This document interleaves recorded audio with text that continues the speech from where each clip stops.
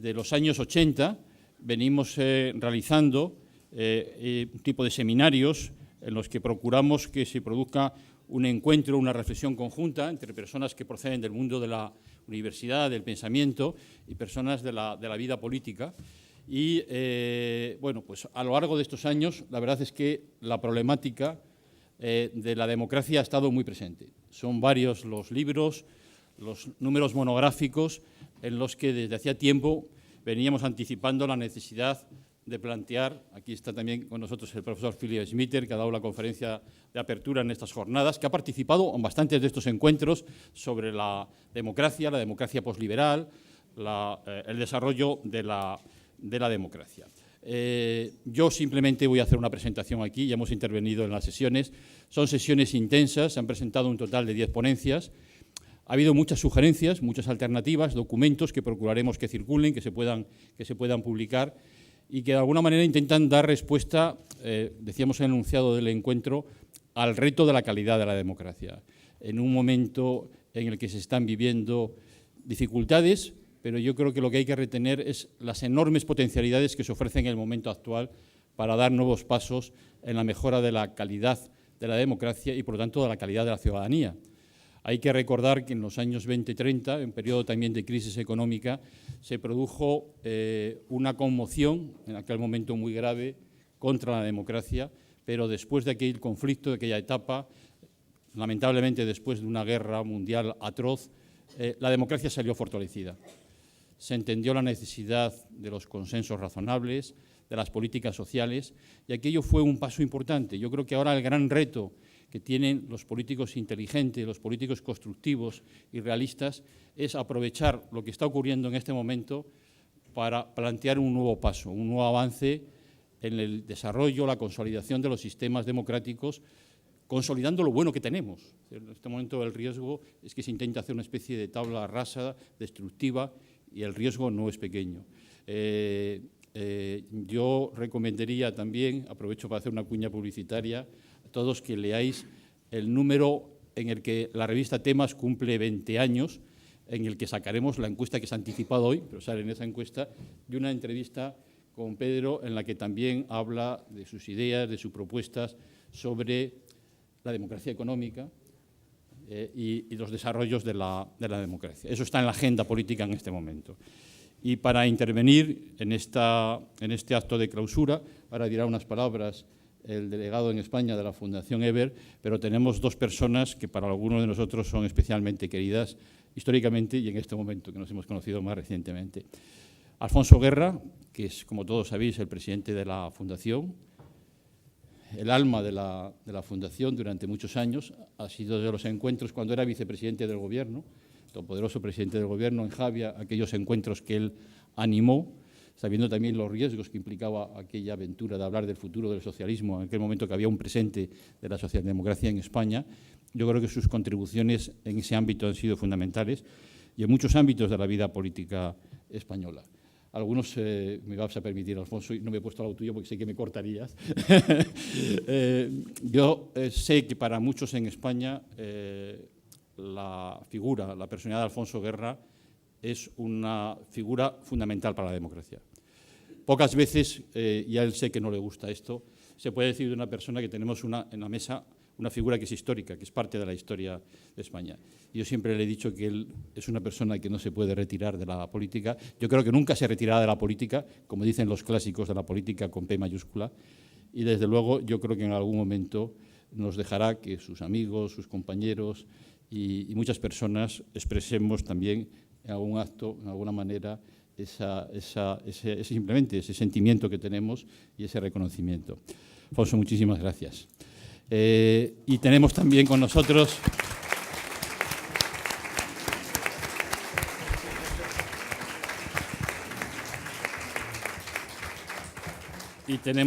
nosotros a una persona que es un líder como Pedro, que es la primera vez que participa en un acto de la Fundación Sistema, pero no la primera vez que colabora en la revista Temas, ¿no?, para el debate.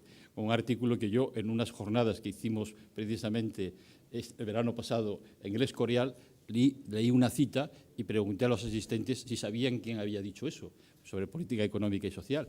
Stiglitz, Krugman, no sé qué, no sé cuánto. Y yo dije, no, Pedro Sánchez. Hoy se ha hecho precisamente pública una encuesta rigurosa, objetiva. Nosotros no queremos engañarnos con las encuestas que hace el grupo HEDS y que publicamos en temas, y que yo creo que aporta datos muy significativos. El dato de que el PSOE puede ganar en este momento, tiene una potencialidad de voto enorme, y que Pedro, en muy poco tiempo y con mucho esfuerzo, ha hecho una tarea que le ha llevado a ser considerado como el político más valorado en la esfera política española, no solo por los votantes del PSOE, sino también, digamos, por votantes de otros partidos que les gustaría que ganase el PSOE en este momento. Por lo tanto, a los dos, y a ti, Pedro, también, muchas gracias por haber aceptado esta invitación de participar en esta clausura.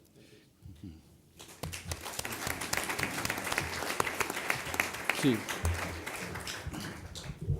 Bueno, no voy a agregar nuevos puntos de vista, ni voy a tratar de sacar una conclusión de esta jornada, pero tengo que admitir que tengo solamente un año en España y eso para mí fue una gran lección en política española. Realmente aprendí muchísimo y quisiera agradecer a todos que contribuyeron a esta jornada, a todos los ponentes, la gran ponencia de Philipp Schmitter, Alfonso Guerra y Pedro Sánchez y todos los otros ponentes, y claro, la Fundación Sistema. Estoy muy feliz que la Fundación EBAT podía contribuir un poquito a esta conferencia. Por eso, muchas gracias.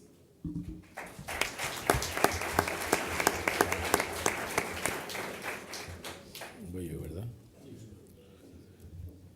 Bueno, buenas noches. Yo quiero iniciar mostrando mi reconocimiento a todos los que asisten a estas jornadas que organiza el Sistema cada año. Son muchos años ya, son de los años 80, llevamos 30 y pico años haciéndolo.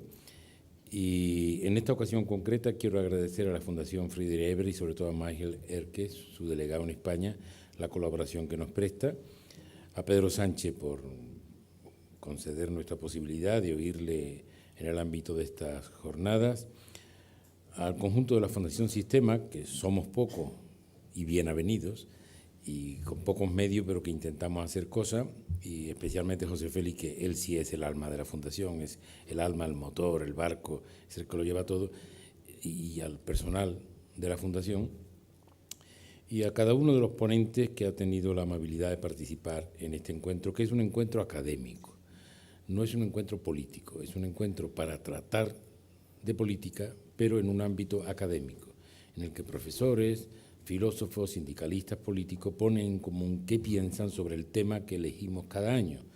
Este año se titula Los retos de la democracia en el siglo XXI. Mi opinión es que el mundo camina hacia una democracia muy imperfecta. La pregunta que puede hacerse cualquiera ¿es que acaso en el pasado la democracia funcionó mejor? En el siglo XIX y en el XX, ¿la representación de los ciudadanos encontró mejores cauces democráticos? No lo creo. Pero al finalizar la Segunda Guerra Mundial, se instaló la idea en los pueblos de Occidente, la idea de que el pacto entre los trabajadores y los empresarios significaba una nueva realidad democrática y muy prometedora respecto del pasado. Pero poco a poco, con el paso del tiempo, la democracia ha ido perdiendo calidad. Y hoy se enfrenta a retos cuyas consecuencias aún no sabemos si la democracia logrará sobrevivir. Y no es un asunto de estos días. Hace 25 años escribí y publiqué en un libro que los regímenes políticos se aproximaban a lo que yo califiqué como una dictadura democrática, un régimen que mantendría las contiendas electorales, pero que ejercería el poder autocráticamente. Podría recordarnos al dictador del mundo clásico, que era elegido por el pueblo, pero no se debía a ningún programa ni compromiso. Actuando según su voluntad de manera autoritaria, se le había depositado toda la confianza, por lo que los ciudadanos quedaban liberados de cualquier responsabilidad de gobierno y de rendir cuentas ante los ciudadanos. ¿por qué 25 siglos después estamos abocados a soportar unas democracias que distan de serlo? Porque flaquean los 4 pilares básicos sobre los que se apoya una democracia viva: el respeto a las instituciones, la colaboración de los actores políticos, la ejemplaridad de los gobernantes y el consenso social sobre el sistema. Hasta hace pocos años, la población de cada país respetaba a sus instituciones, confiaba en sus gobiernos, en sus parlamentos, en las organizaciones supraestatales como la Unión Europea. Hoy no es el caso. Hoy se ha instalado la desconfianza, la indiferencia, la distancia y hasta la hostilidad. ¿Y ello por qué?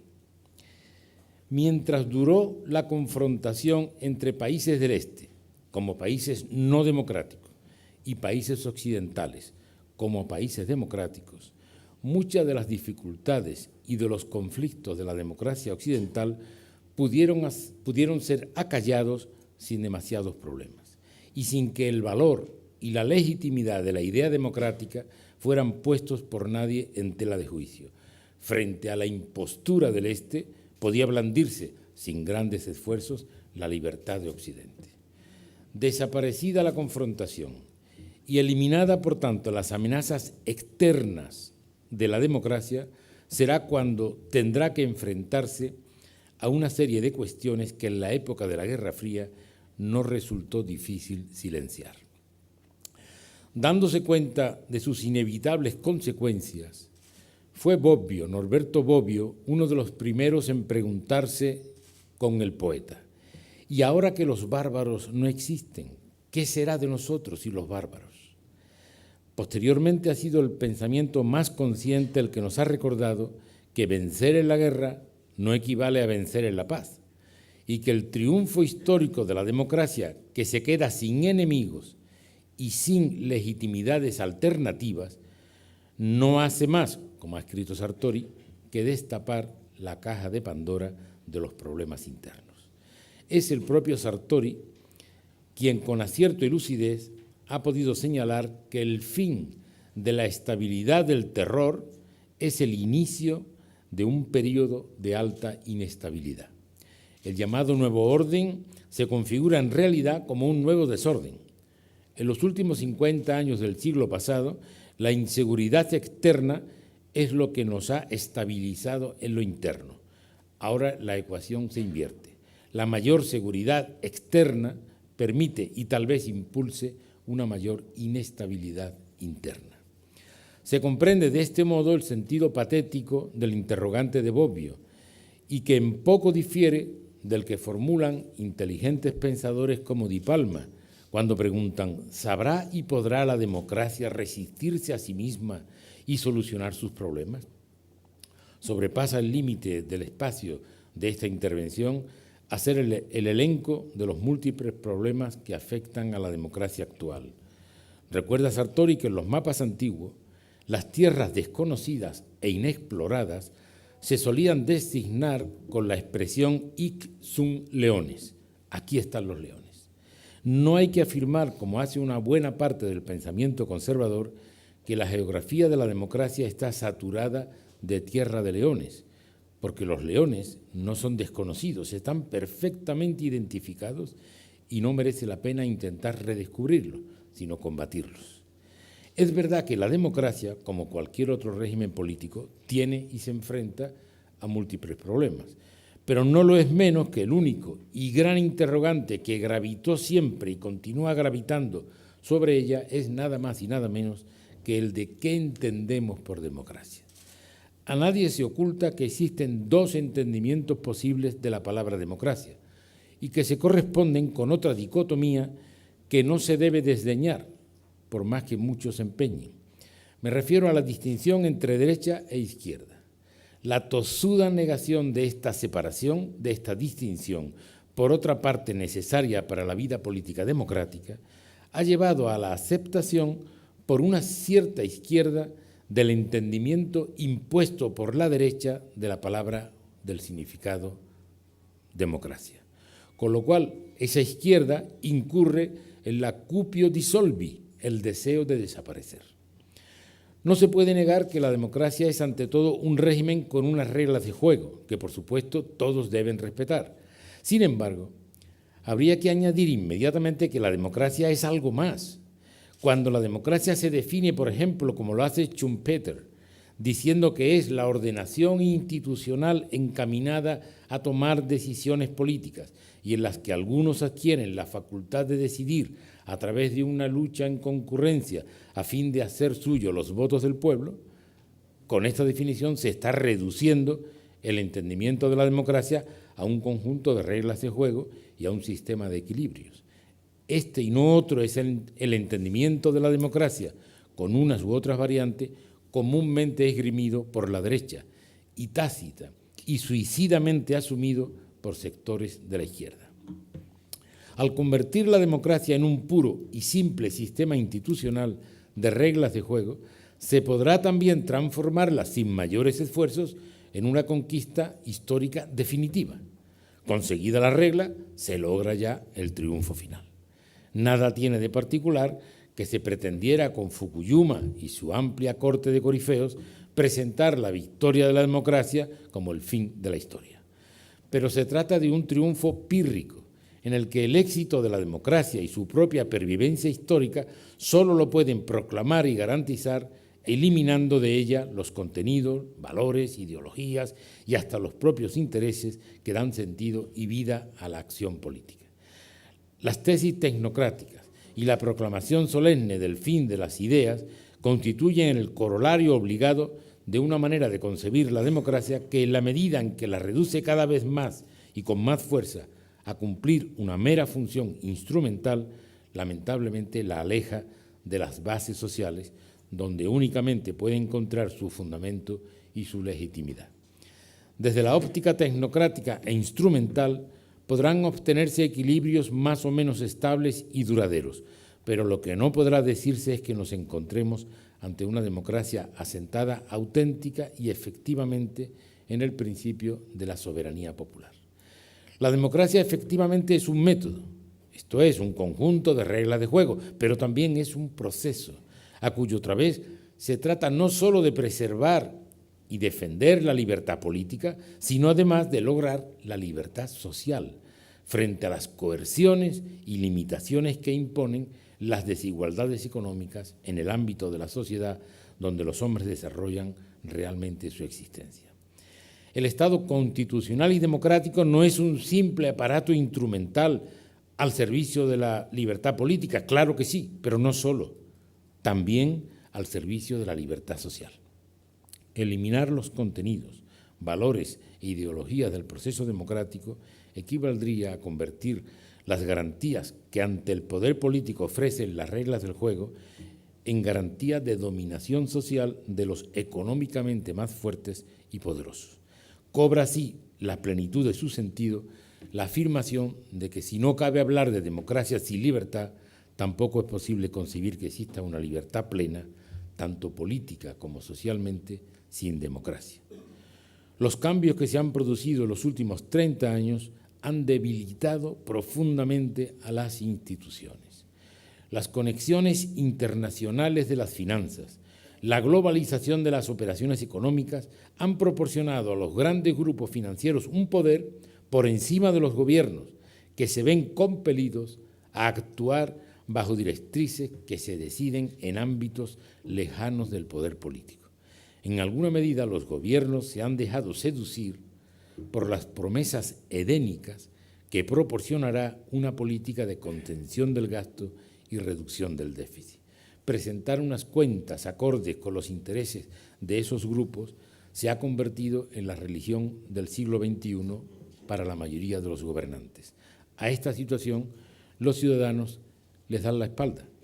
Y si los gobiernos no siguen las directrices de esos grupos financieros, serán los mercados los que les castiguen. Si lo siguen, serán víctimas del castigo de los electores. Si la democracia no cuenta con el respeto de la población, se pone en causa su continuidad. ¿Qué hacen los actores políticos para garantizar la permanencia de los valores democráticos? No mucho, al menos hasta ahora, pues partidos, sindicatos, patronales vienen ejerciendo una democracia coercitiva que impone sus criterios, a veces contra la lógica y la racionalidad. Vivimos en el caso de España un difícil momento. La proliferación de casos de irregularidades económicas, en muchas ocasiones con enriquecimiento personal, ha creado una grave crisis de representación entre los actores políticos. Esta situación afecta a todas las organizaciones, pero resulta una calamidad el espanto con que los ciudadanos ven al partido del gobierno agujereado por termitas ambiciosas en todos sus rincones. Abundaré ahora en la ejemplaridad que exige la vida democrática, pero déjenme primero decir que el artículo 6 de la Constitución de 1978 dice respecto de los partidos políticos. Los partidos políticos expresan el pluralismo político, concurren a la formación y manifestación de la voluntad popular y son instrumento fundamental para la participación política. Su creación y el ejercicio de su actividad son libres dentro del respeto a la Constitución y a la ley. Su estructura interna y funcionamiento deberán ser democráticos. No parecen responder la mayoría de los partidos a estas exigencias. Algunos se preguntan si la existencia de los partidos habrá llegado a su fin. La gran pregunta es, ¿existe una alternativa? Las respuestas son varias y difíciles. Algunos sostienen que solo dando participación activa a los ciudadanos puede lograrse una nueva legitimidad de la democracia, pero a la hora de concretar los procedimientos de participación no aportan novedades importantes.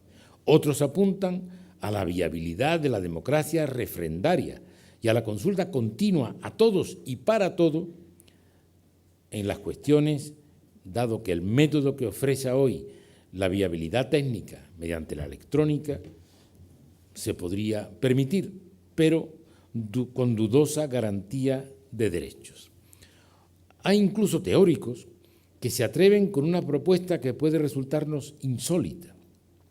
Dicen que los gobiernos deben conformarse mediante el método del sorteo entre los ciudadanos con derecho al voto. Esta pintoresca opción no está, sin embargo, fundada en argumentos totalmente absurdos. Sus defensores apelan a la existencia de los jurados populares, formados por sorteo y con capacidad para decidir sobre la libertad de las personas e incluso sobre la vida en los estados que aún persisten en conservar la pena de muerte. Si pueden decidir sobre la vida y la libertad de los ciudadanos, ¿por qué no pueden hacerlo sobre problemas menos determinantes como localización de carreteras, opciones energéticas, etcétera? Así es como argumentan.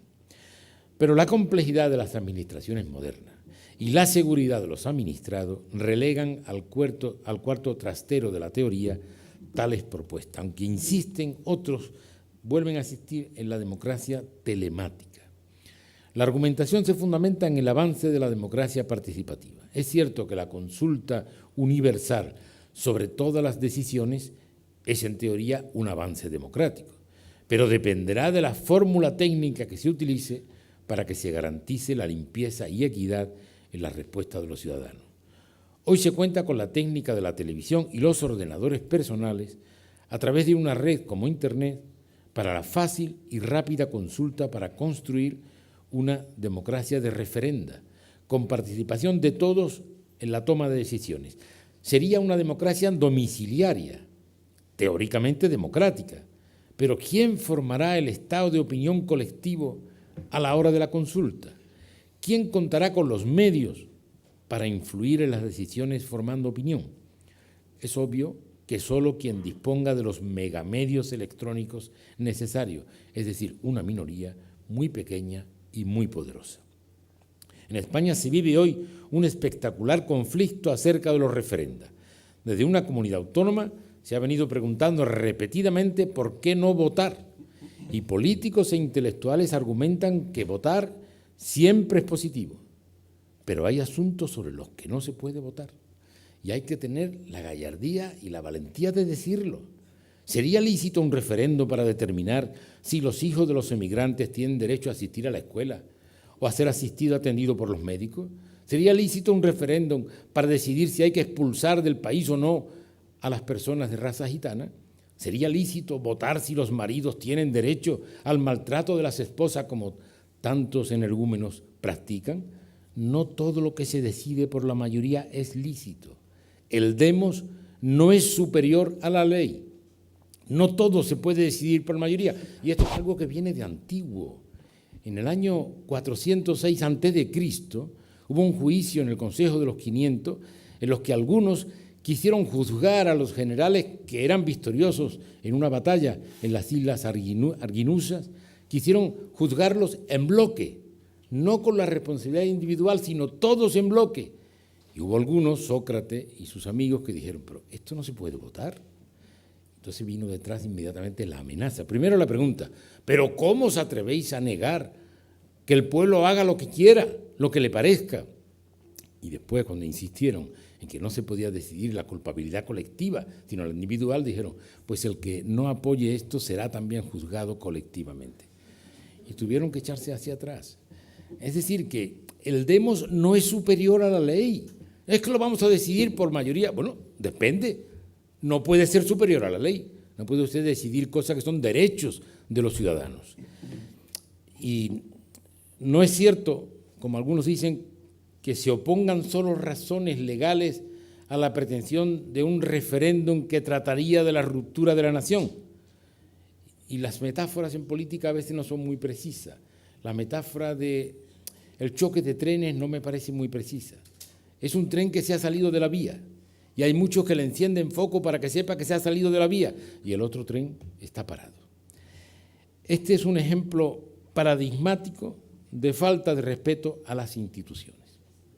Quien representa, y bien que lo han esgrimido, que lo han reivindicado, quien representa la máxima representación del Estado en la comunidad, intenta cada día burlar al Estado. Pero volvamos al papel de los partidos políticos. Es difícil resistir la transcripción de una no muy corta cita de Leibovitz, un preclaro jurista y politólogo alemán, cuya honestidad intelectual obliga a reconocer en un brillante ensayo titulado El cambio estructural de la democracia en el siglo XX. Hoy se habla de los partidos como el gran peligro de la verdadera democracia, en la medida que se contemplan como grupos oligárquicos que actúan de muros de contención entre el pueblo y el Estado.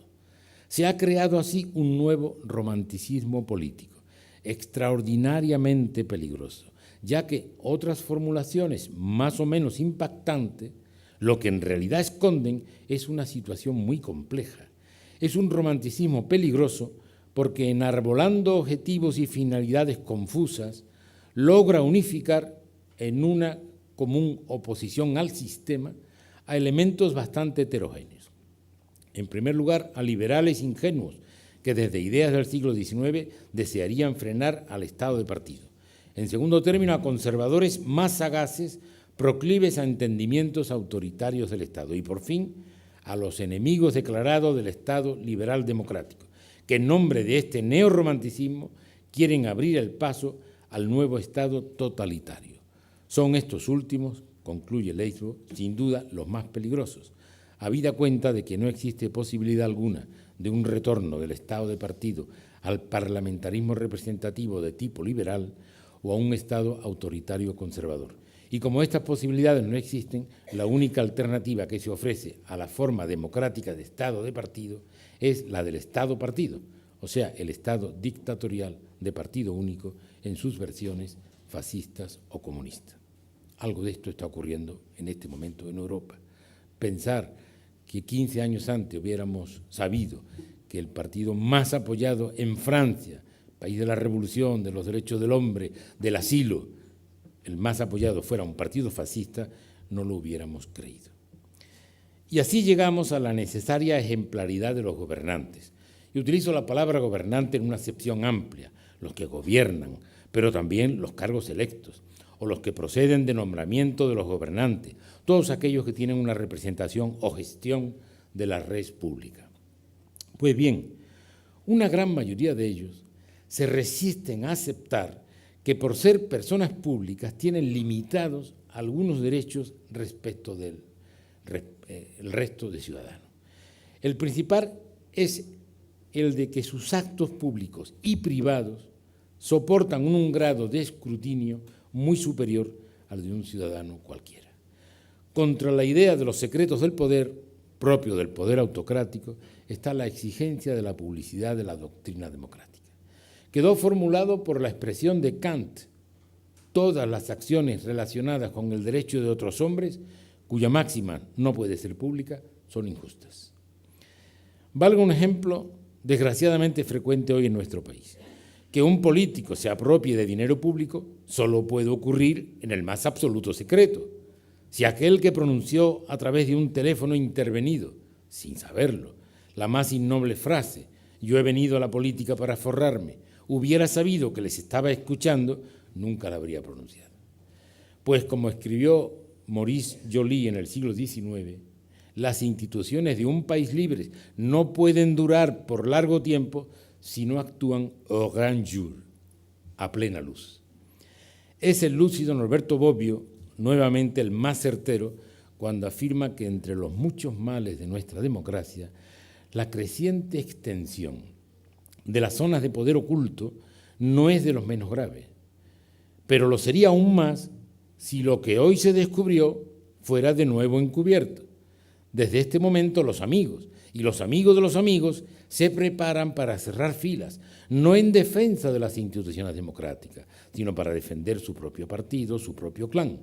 En cambio, si se quiere defender las instituciones democráticas, el único modo es cerrar filas alrededor de aquellos que nunca han sucumbido a la tentación de hundirse en el subsuelo para evitar ser reconocidos. Afortunadamente son muchos, son numerosos, pero necesitan armarse de valor y actuar consecuentemente.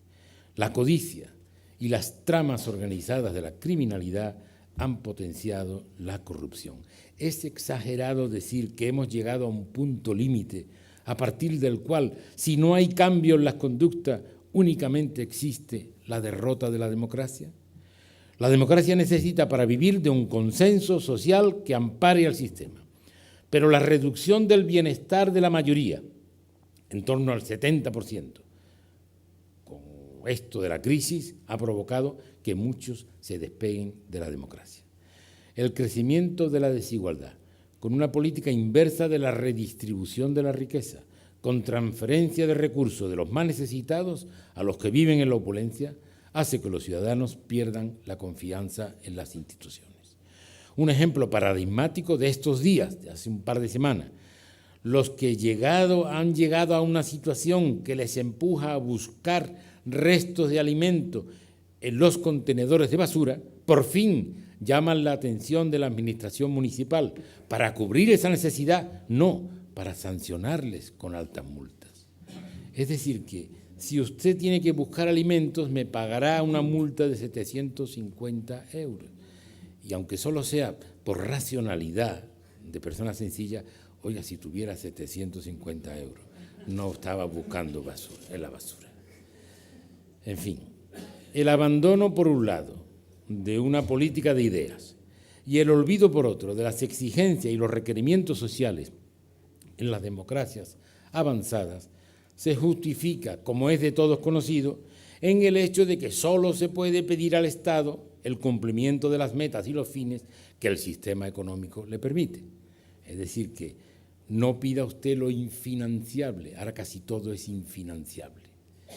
Con lo cual, y dentro de la más estricta racionalidad tecnocrática, se acabará por entender que son las posibilidades del sistema económico las que establecen el campo de actuación de la política democrática, a cuyos dictados e imperativos deberá someterse la voluntad popular, en lugar de ser la voluntad popular la que determine los contenidos y los fines de la política democrática. A partir de ese momento, el único razonamiento políticamente correcto y democráticamente aceptable no podrá ser otro que el que, asumiendo las normas de la racionalidad instrumental, adopte como única política posible la que esas normas consagran y establecen. Proceder de otra manera, para ellos, equivaldría a realizar un ejercicio de demagogia o inconsciencia. Es cierto que ninguna democracia puede ni debe ir más allá de las posibilidades que el sistema económico presenta, pero no es menos cierto que el marco de las opciones a seguir no debe definirlo el sistema económico, sino la voluntad general, estableciendo un sistema de prevalencia, de prioridades, la tensión entre gobernantes y gobernados, la separación en lo que se ha llamado la democracia gobernante y la democracia gobernada, que sin duda constituye el caballo de batalla de la democracia contemporánea, no es más que el resultado del rapto subrepticio que de la voluntad popular se produce cuando el gobernante cae cautivo en las redes de la racionalidad instrumental. La generalización de la insolidaridad provoca el reclamo de los valores de la Ilustración, ataca el dominio de la razón, que no es excluyente de otros valores, como el sentimiento. Cuando varias generaciones de jóvenes no tienen esperanza de inserción en la sociedad, aparecen las respuestas autoritarias, los nacionalismos excluyentes, los fundamentalismos tecnocráticos, los demagogos y populistas, los teólogos del mercado que confían totalmente en la redención por las leyes del mercado. En pleno siglo XXI sabemos, por la historia reciente, que no hay imposibles para el horror, que no hay límites para las decisiones humanas.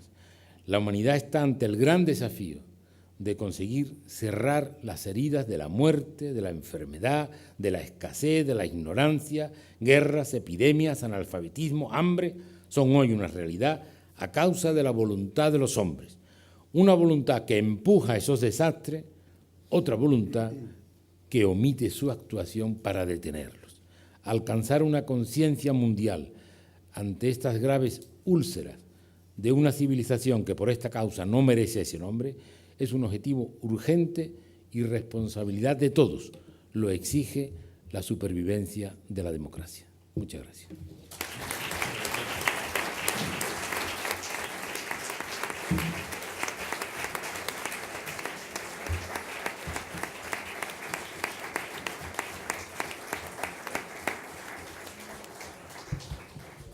Bien, pues muchas gracias. Buenas tardes a todos y a todas.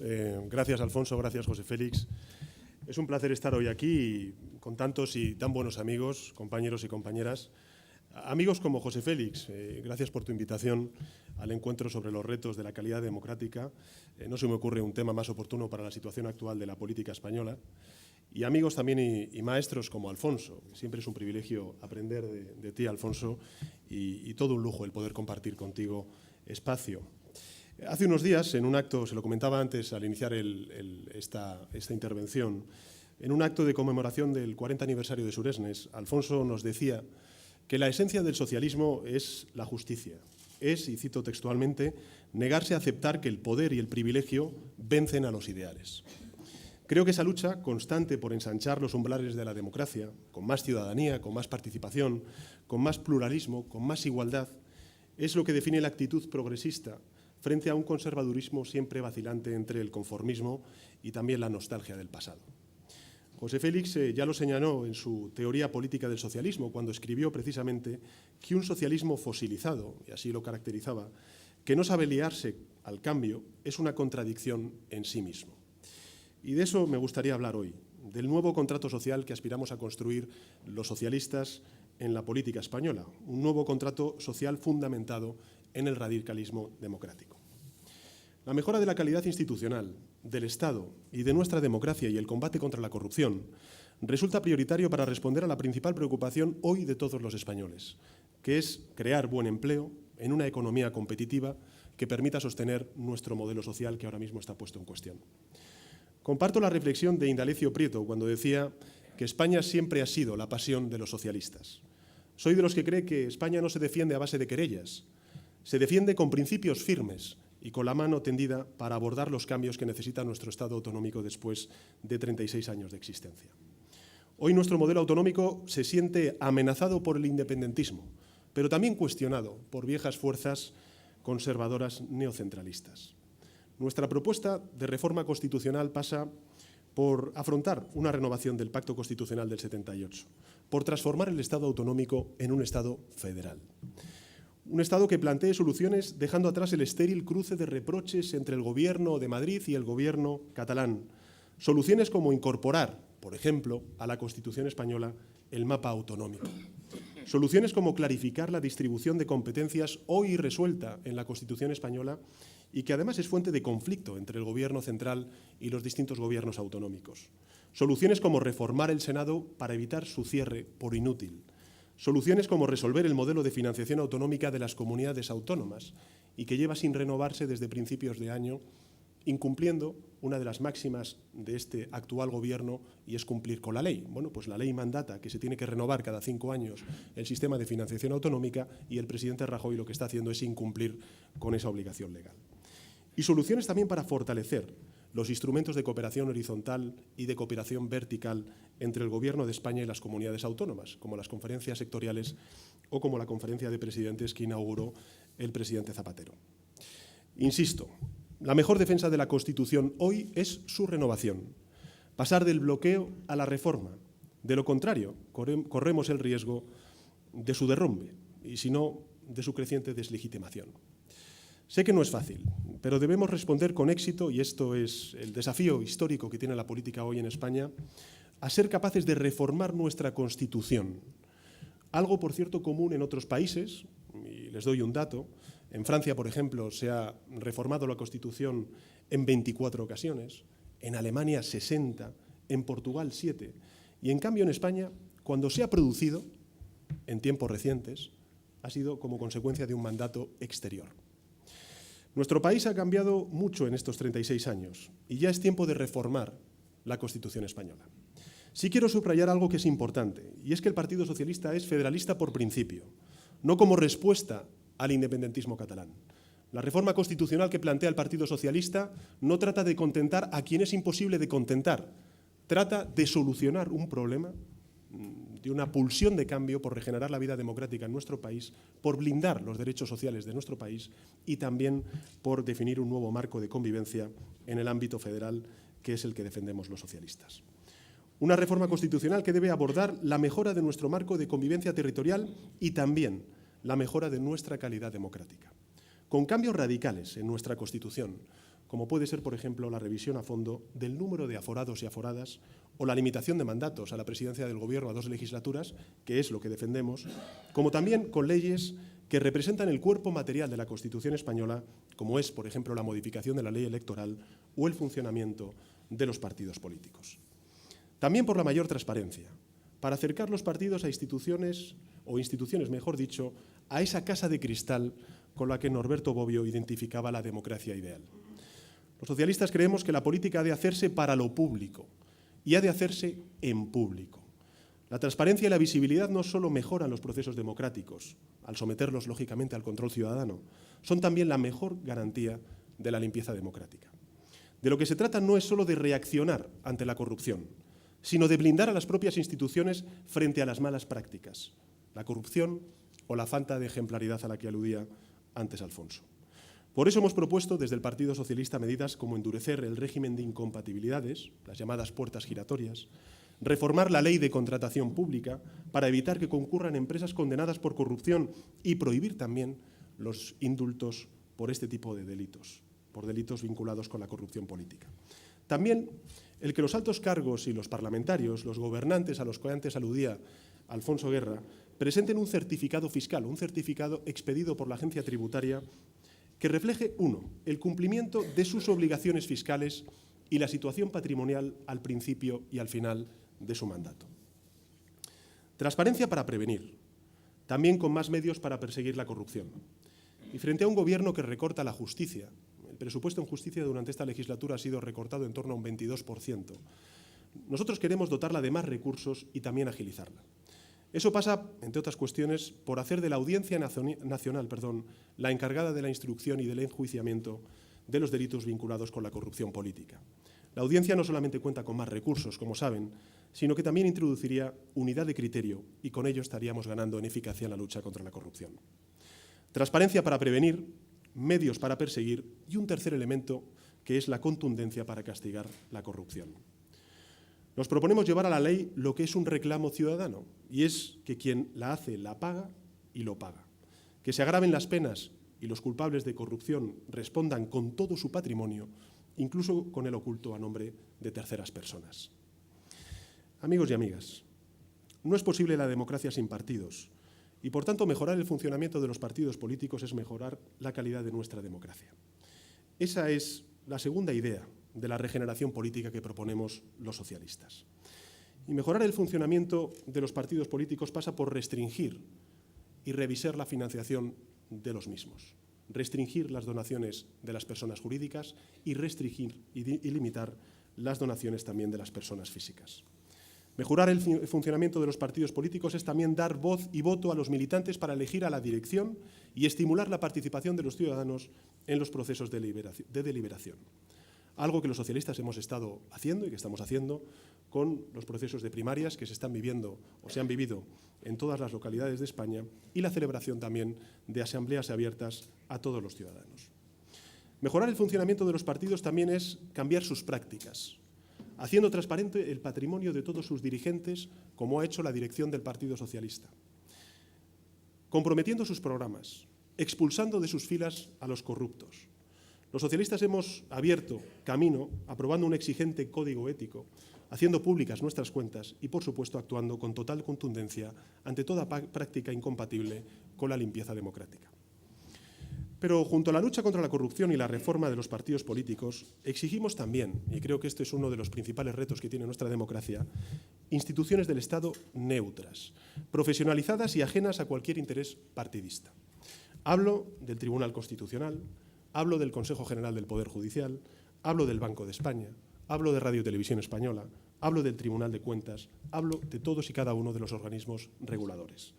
Son instituciones llamadas a ejercer una labor de control, de preservación de los derechos democráticos. Precisamente por ello debemos acabar con lo que se ha llamado la colonización por parte de los partidos políticos de estas instituciones. Se trata de que en lugar de que los partidos presenten candidatos, los que se sientan capaces se presenten como candidatos, de sustituir la afinidad y la dependencia por el mérito, por la capacidad y por la independencia de criterio. Ese, amigos y amigas, es uno de los principales compromisos del proyecto modernizador que proponemos los socialistas. Que haga de la política y las instituciones lo que deben de ser, la gran palanca de cambio social y económico que necesita nuestro país. Cambio social, cohesión social, porque la calidad de la democracia no se mide solamente por las oportunidades, o mejor dicho, no se mide por las oportunidades de las que disfrutan los que más tienen, sino por las oportunidades que es capaz de ofrecer a quienes más lo necesitan. Sin duda alguna, tal y como advierte el economista francés Piketty, la creciente polarización económica y social, el aumento de la desigualdad, ya es la mayor amenaza para una democracia de calidad y para muchas familias de nuestro país toma la forma de un verdadero drama. Hace unos días, lo habréis visto en los distintos medios de comunicación, Oxfam publicaba su informe sobre la desigualdad en el año 2014 en España. En él nos alertaba de cifras como la siguiente, y es que el 10% de los españoles, los más ricos, acumulan más riqueza que el resto de la población, unos 42 millones de personas. Son datos que se suman a los 2,5 millones de niños y niñas que están sufriendo pobreza infantil en nuestro país, a ese 40% de los trabajadores que sufren pobreza laboral y que no pueden, no voy a decir llegar a fin de mes, pero no hacer frente a ningún imprevisto como consecuencia de su bajo sueldo, o a esos más de 3 millones de desempleados que no cuentan con ningún tipo de ingreso que llevar a su hogar al mes. Miren, con la última reforma fiscal de Rajoy, los 4.862 contribuyentes que declaran ganar más de 600.000 euros en la declaración del impuesto sobre la renta de las personas físicas tendrán un ahorro fiscal de 72.000 euros de media, mientras que los contribuyentes con menos renta, es decir, el 40% de los contribuyentes, es decir, 8 millones de españoles y españolas, el ahorro fiscal que les supondrá esta reforma fiscal es de 52 euros de media. Esta es la prueba más evidente, a nuestro juicio, de que esta creciente desigualdad no solamente la ha producido la crisis económica, sino también un gobierno que está utilizando esta crisis económica como gran excusa para construir y consolidar un modelo de desigualdad en nuestra sociedad. Es cierto que el cambio que proponemos los socialistas no se va a hacer de un día para otro. Yo no voy a proponer ni prometer pócimas milagrosas, pero eso no hace más difícil el cambio, lo hace, si cabe, más urgente. Debemos empezar ya y empezar por lo primero, que son las personas y que son las familias. Por eso propusimos hace cosa de 2 semanas, en sede parlamentaria, un gran pacto no solamente social, sino también político e institucional, para luchar contra la pobreza infantil. Y también un rescate financiero para las familias y los autónomos en situación límite. Reestructurar la deuda hipotecaria de las familias y de los autónomos que están a punto de perder o bien su casa o bien su negocio es lo que aconsejan organismos nada sospechosos de ser comunistas, como es el Fondo Monetario Internacional para nuestro país, y que también han hecho otros países, como pueda ser Estados Unidos, Islandia o Alemania, con buenos resultados para resolver uno de los principales problemas que tiene nuestra sociedad, que es el endeudamiento privado. Pero no debemos conformarnos con acciones paliativas. Lo que está en disputa es el modelo de sociedad que queremos. Y por eso defendemos incorporar a la Constitución, en esa reforma que estamos planteando los socialistas, el principio de estabilidad social. Un principio que asegure un nivel mínimo de inversión pública en los servicios públicos básicos esenciales, como es la educación, como es la sanidad, como son los servicios sociales y como es también la seguridad social. Amigos y amigas, los socialistas creemos que nuestro país necesita un impulso económico muy semejante al que lideró la generación de Alfonso y de otros tantos socialistas en los años 80. No me propongo en este foro desgranar mi programa económico, pero voy a avanzar ya que estamos hablando de calidad democrática, me gustaría hablar algo sobre la democracia en la economía. Y esto no es nuevo. En los años 60, en los años 70, ya se teorizaba por parte de insignes socialistas como Olof Palme, como Emilio Durán y también como socialistas españoles sobre la necesidad de democratizar nuestra economía. Vaya por delante que la capacidad y el esfuerzo, el mérito, el trabajo, la igualdad de oportunidades son principios muy arraigados en la tradición socialista. Avanzar hacia una democracia de calidad implica hacer de esos principios los verdaderos motores de nuestra economía.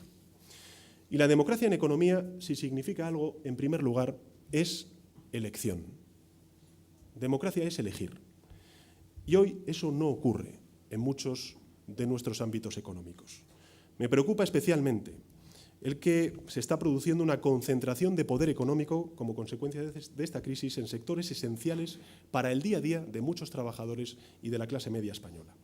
Concentración, por ejemplo, de poder económico hay en el sector financiero, como consecuencia de la desaparición de las cajas de ahorro. Concentración también de poder económico hay en el sector energético, en el sector de la distribución comercial, en el sector también de las telecomunicaciones, por citar algunos casos. Concentración que está provocando nuevas formas de exclusión, como la exclusión financiera de familias y de autónomos que no pueden acceder a crédito, y también como la pobreza energética que afecta ya al 15% de la población española. Frente a ello, el Estado debe de intervenir en la economía, no a través de la confiscación ni la nacionalización, como proponen algunos, sino con una regulación poderosa y con organismos reguladores realmente independientes que fomenten la competencia y defiendan al consumidor y al usuario frente a esas grandes corporaciones. Y junto a ello, lo que debemos de hacer es controlar claramente los lobbies, no solamente en el Congreso, sino especialmente en su relación con el Poder Ejecutivo. Democracia en la economía también significa justicia, el fin de la impunidad. Actuación implacable contra quienes engañaron a jubilados con la emisión de preferentes. La defensa también del Estado, de todos aquellos que fueron afectados por esta emisión de preferentes. Y ello también debe exigir el cese de todos aquellos implicados en escándalos financieros que aún hoy ocupan inexplicablemente puestos de responsabilidad en consejos de administración de grandes corporaciones españolas, como es el caso, por ejemplo, del exvicepresidente del Gobierno y expresidente de Bankia, Rodrigo Rato. Democratizar la economía es proponer también un equilibrio de fuerzas entre trabajadores y empresarios que la reforma laboral del Partido Popular ha destrozado. 2013, por poner el último dato que se conoce, ha sido el año con menos trabajadores protegidos por convenio colectivo de la historia, apenas un tercio. Es necesario no solamente derogar la reforma laboral planteada por el Partido Popular, sino aprobar un nuevo estatuto de los trabajadores más equilibrado que recupere muchos de los derechos perdidos por los sindicatos, por la negociación colectiva y también por los trabajadores. También fomentar una cultura empresarial colaborativa que busque el acuerdo es democracia en la economía. Esta es una de las claves del éxito económico alemán, con instrumentos ya muy consolidados, como son los consejos de supervisión y la cogestión para las grandes empresas que facilitan que el despido sea siempre el último recurso. Democratizar la economía es también tapar los agujeros de nuestro sistema fiscal, que solo aprovechan aquellas grandes corporaciones que tienen suficientes recursos para pagarse grandes bufetes de abogados. Tenemos que conseguir que cumplir las obligaciones tributarias sea igual de sencillo para una multinacional que para una pequeña empresa. Y por eso, nosotros, los socialistas españoles, lo que hemos exigido en el Parlamento Europeo es la comparecencia del presidente Juncker al tiempo que se avance de una vez por todas hacia la unión fiscal en Europa. Democratizar la economía consiste también, en definitiva, en romper con el capitalismo de amiguetes, de Bárcenas, de Blesa, de Rato, el capitalismo que hace que el mejor conectado y no el mejor preparado, el más capacitado, triunfe profesionalmente. Yo soy socialista como todos los que estáis aquí, porque creo en el valor del trabajo, del esfuerzo, del mérito, del talento y, en consecuencia, de la movilidad social. Eso que Acemoglu y Robinson llaman una economía inclusiva, sin privilegios, sin posiciones blindadas, sin más barreras de entrada que la capacidad y el esfuerzo. Amigos y amigas, esas son a grandes rasgos las líneas maestras del nuevo contrato social que el Partido Socialista propone a los españoles y las españolas. Un proyecto de cambio, radical, reformista, que se apoye en aquello que ya hacemos bien para cambiar aquello que debemos hacer mejor. Estoy convencido de que en ese espacio del cambio posible, del cambio con seguridad, está una mayoría de los españoles y españolas. Los socialistas sabremos encontrarnos con esa mayoría para abrir un nuevo tiempo en España. Ese es el objetivo al que voy a dedicar todo mi empeño. Muchísimas gracias.